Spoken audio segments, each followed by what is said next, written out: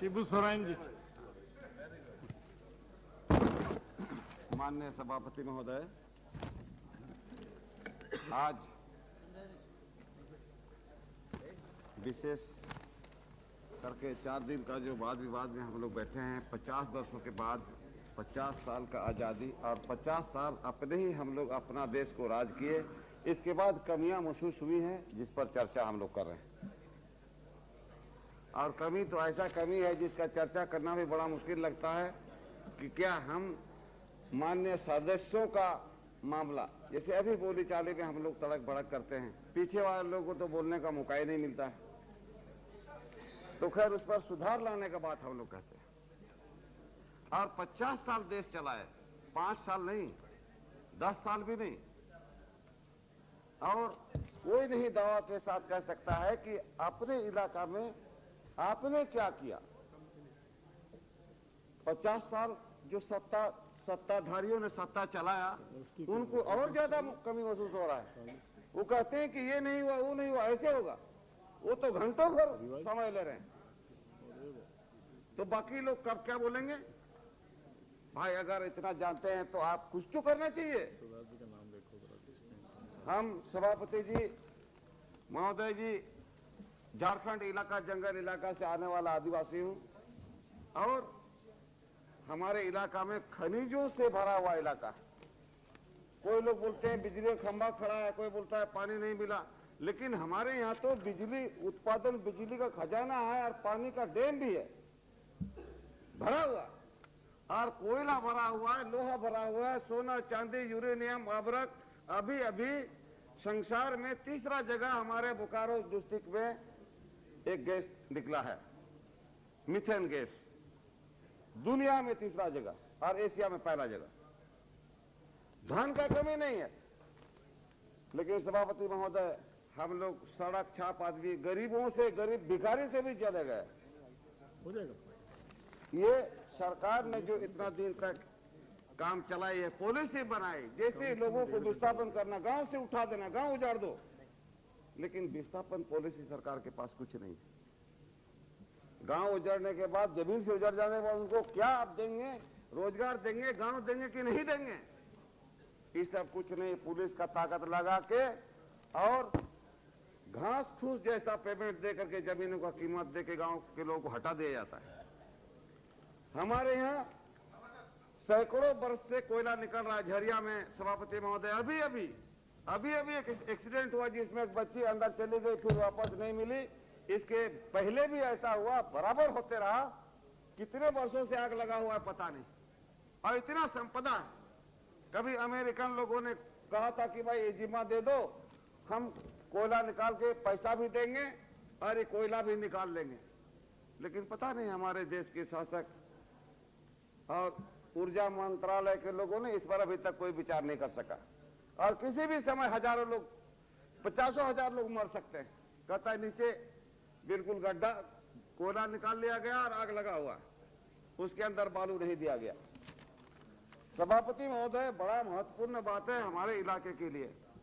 दूसरी बात है, पूरे भारतवर्ष में ये जो फॉरेस्ट, जंगल का प्रोड्यूस है, ये माइनर प्रोड्यूस, जंगल में बहुत सारा चीज, जड़ी बूटी, फल फूल मिलता है, इसको लेकर के गांव के लोग और जंगल के लोगों को क्या हिस्सेदारी मिलेगा, इसका कोई फैसला नहीं।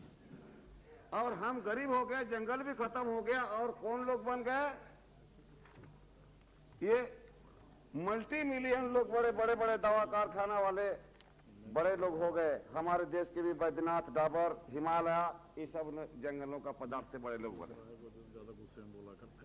क्या विडंबना है, कैसी कानून है, कैसा विधान हमारे लिए बनता है कि सब कुछ हमारा और मेरे लिए कुछ नहीं। ये समस्याएं हैं। जब कानून बनता है तो कानून इंप्लीमेंट क्यों नहीं होता है।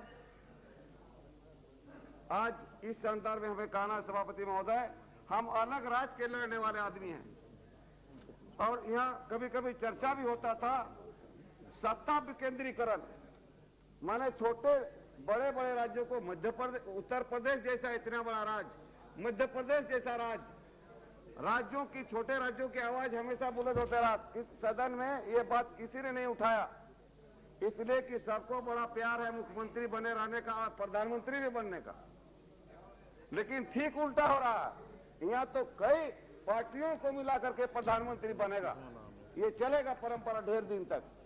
इसलिए छोटे राज्यों का निर्माण होने से ही हम समुचित विकास का उम्मीद कर सकते हैं, और इस पर केंद्र सरकार हमेशा हमेशा अड़ंगा लगा के, आप बताइए मजाक है? कोई प्रधानमंत्री लाल किला से घोषणा कर देते हैं कि हाँ ये उत्तराखंड राज्य बनेगा। कहां गया उत्तराखंड राज्य? अब हमारा बिहार सरकार अब भेजा झारखंड राज्य होना चाहिए, जिसका प्रस्ताव पारित होकर केंद्र को भेजा गया। कोई चर्चा नहीं है केंद्र में।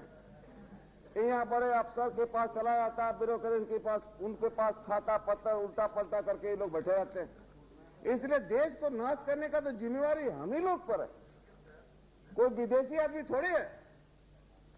इसलिए ये चिंता की बात है कि आखिर होगा क्या। जितना पब्लिक सेक्टर का हालत अभी जो है, हमारे यहाँ जैसे बोकारो कारखाना, HEC, सिंदरी को तो बर्बाद कर दिया। इन सभी बड़े बड़े उद्योग हजारों करोड़ रुपए के घाटा में चल रहे हैं। कोयला धरती से सीधा निकलता है, कोयला जिसमें कोई मेहनत की बात नहीं, कोयला निकालने का बात उसमें भी घाटा। भाई फायदा किसमें होगा? बहता हुआ पानी से बिजली निकलता है, उसमें भी घाटा, तो फायदा किसे होगा? पानी बिजली का दुरुस्त हम लोग पर क्या जुल्म नहीं हुआ? ये पूरे देश में, सिर्फ हमारे यहाँ नहीं, अनुभव हो गया आप, कहीं के लोग सुखी नहीं।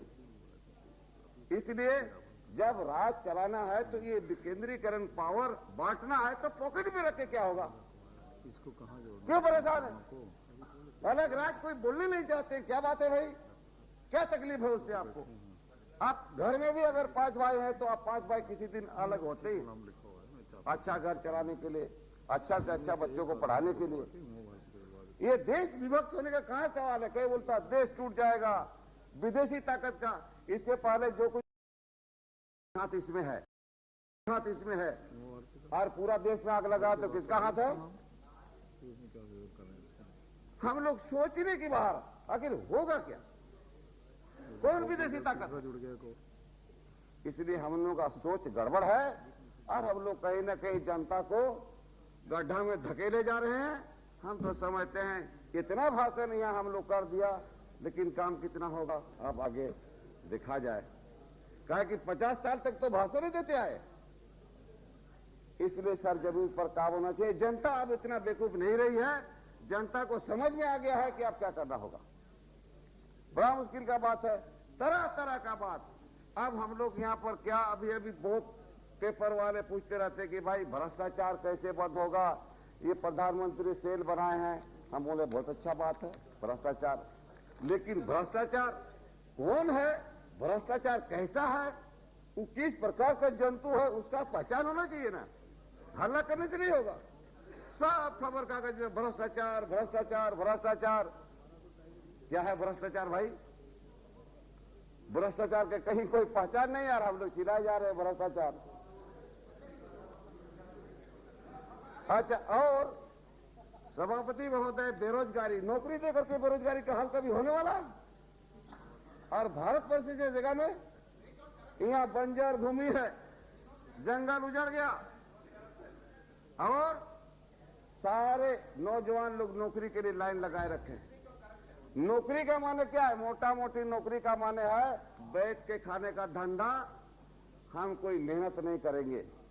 आज हम लोग पंजाब हरियाणा को क्यों बोलते रहते हैं कि लोग अनाज उपजाया, देश को खिलाया, तो बाकी जगह की आग लगा हुआ है? बाकी जगहों पर भी हो सकता है। हमारे झारखंड में धरती के नीचे जितना धन है, ऊपर भी उतना धन उग सकता है। सिर्फ पानी का मामला है, और लिफ्ट इरिगेशन योजना के द्वारा जितना बना, पठारी इलाका में लिफ्ट ही जा सकता है पानी ऊपर। अफसरों ने बनाया, उसके बाद फिर मीटिंग करके उसको खत्म कर दिया, बोला कि नहीं सक्सेसफुल नहीं हुआ। 5 लाख 10 लाख 8 लाख खर्चा किया, सक्सेसफुल नहीं हुआ। हर एक गांव में 50 कुआं 40 कुआं चापाकल पूरा गाड़ दिया, 30-40 हजार रुपया खर्चा हुआ, मुंडी नहीं लगा। बिना मुंडी का चापाकल है। सभापति महोदय बोलने दीजिए, थोड़ा जंगल का गांव का तकलीफ है, शहर का तो बहुत आपने सुना। 1-2 मिनट और बोल। किताब में लिखा हुआ सिर्फ, हम तो किताब में हम कुछ लिखा नहीं है, मुझे जो देखा हुआ मैं बोल रहा हूँ।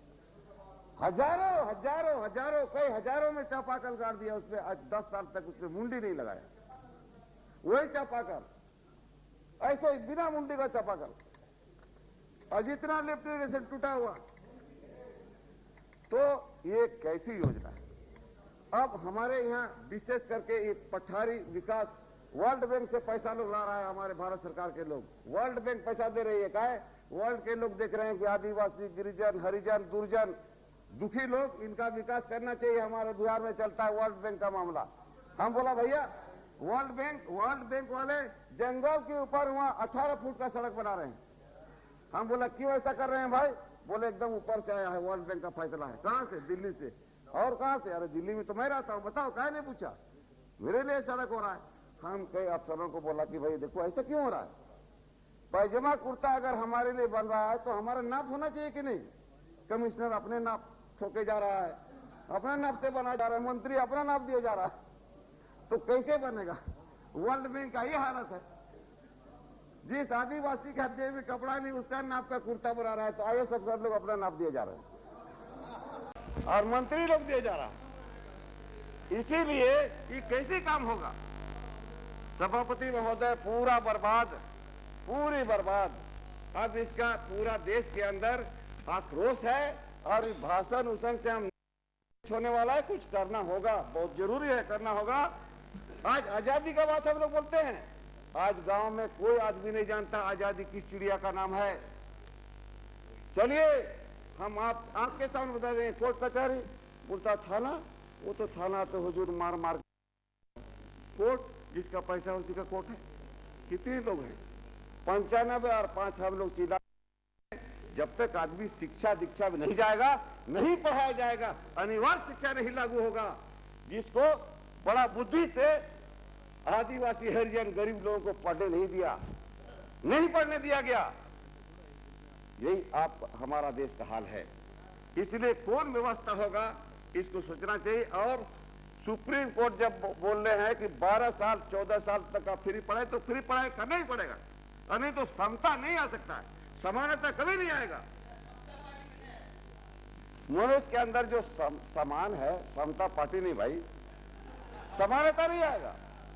हम लोग जहां के तहां रहेंगे और लुटाते रहेंगे। इसलिए आज जहां तहां आक्रोश है और हमारे तरफ तो पूरा आग लगा हुआ है। कहीं उग्रवादी है, कहीं बम चल रहा है, 10-20 लोग रोज मारे जा रहे हैं।